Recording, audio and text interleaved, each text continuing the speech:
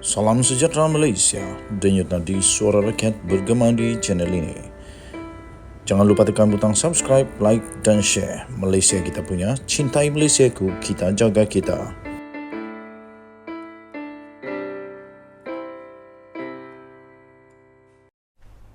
Salam sejahtera Malaysia, denyut nadi suara rakyat bergema di channel ini.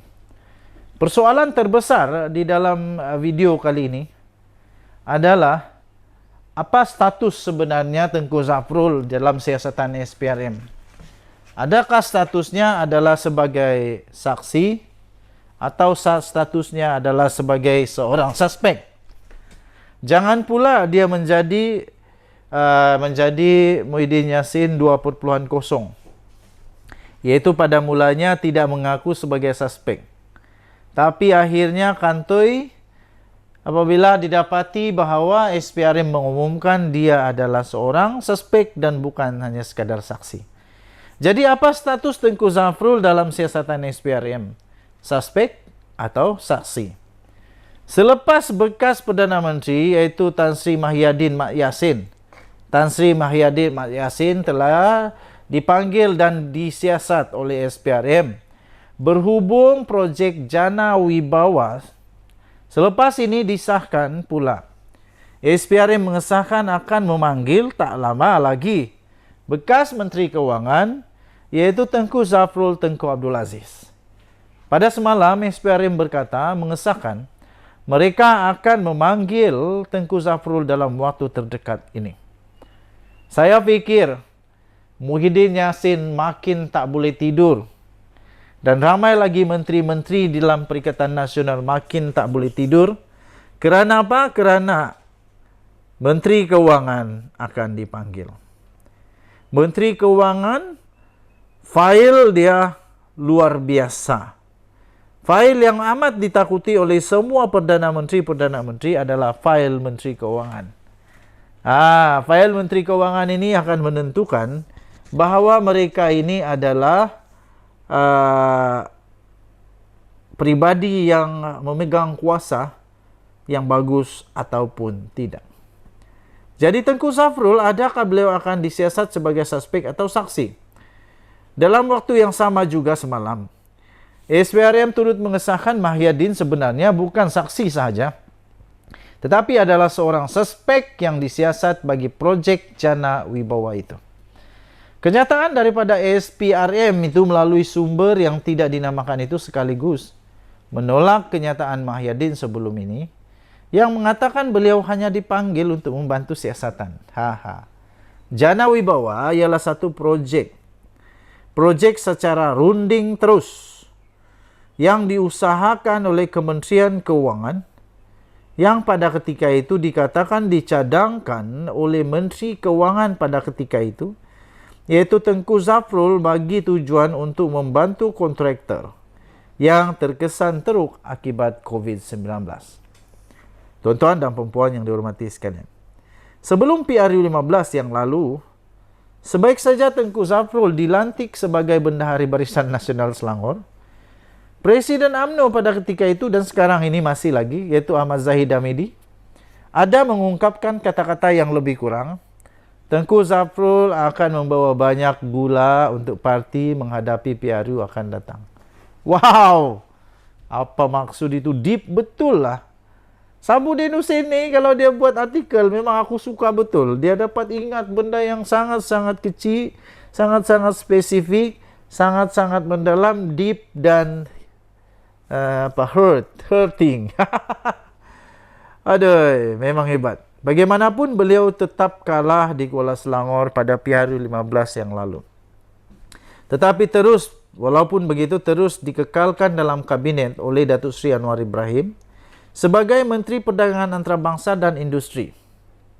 Berhubung dengan siasatan SPRM itu pula, Tengku Zafrul dilaporkan sedia untuk bekerjasama penuh dalam siasatan yang dijalankan oleh Badan Penguatkuasa Anti Rasuah itu.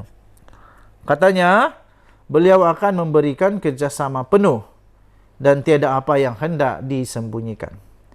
Persoalannya di sini ialah, oleh kerana ketika era Mahyadin menjadi Perdana Menteri, Tengku Zafrul pula pada ketika itu adalah Menteri Keuangan.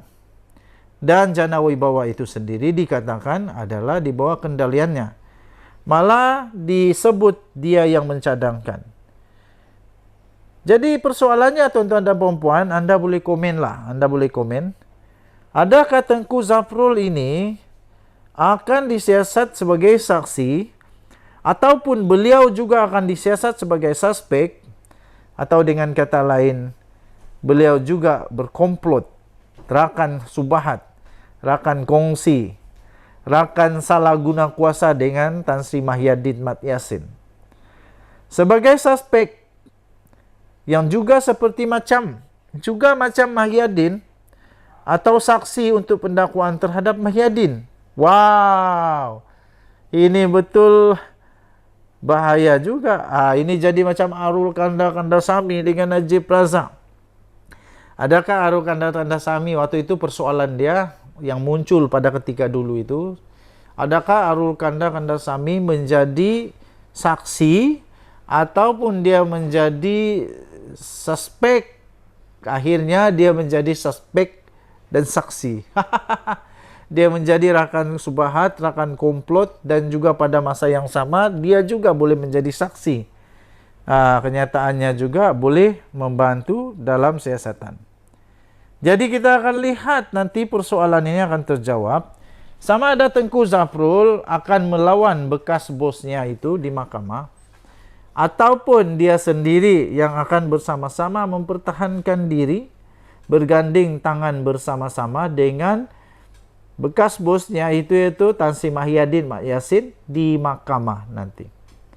Apapun kita berharap betul-betul lah supaya Tengku Zafrul dapat memberikan keterangan seadil-adilnya. Salah tetap salah, benar tetap benar. Apa pula pendapat kamu, kawan-kawan yang menonton video ini? Adakah Tengku Zafrul akan disiasat sebagai suspek ataupun saksi?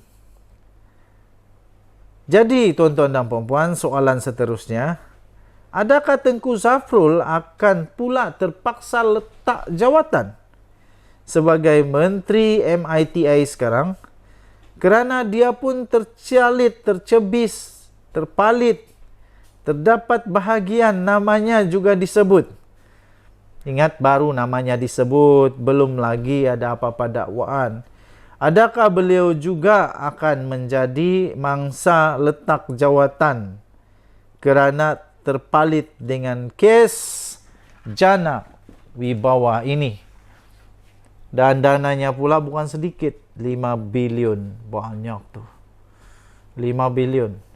Denyut nadi suara rakyat bergema di channel ini. Jangan lupa untuk tekan butang subscribe, like dan share. Malaysia kita punya. Cintai Malaysiaku, kita jaga kita. Kita jumpa lagi. Bye-bye.